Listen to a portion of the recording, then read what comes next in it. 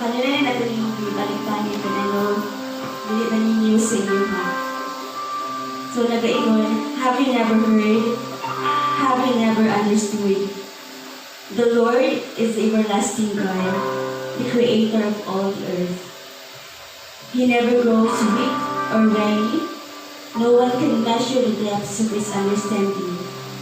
He gives power to the weak and strength to the powerless.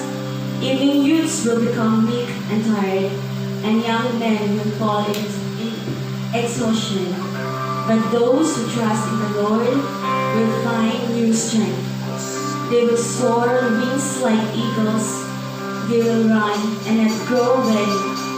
They will walk and not faint. So kailangan is to remind each one of us ng ato ang Diyos ang gisaligan.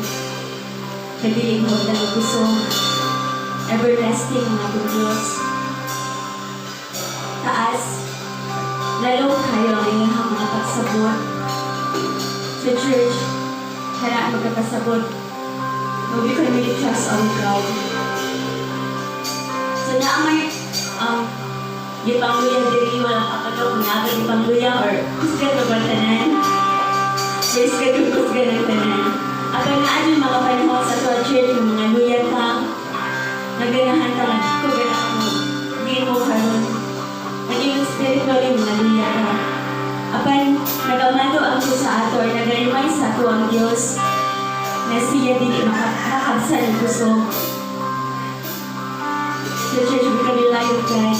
Kaya nakabsan ka puso karon, kung naluya ka karon, makanilayong ka diya sa Ginoo.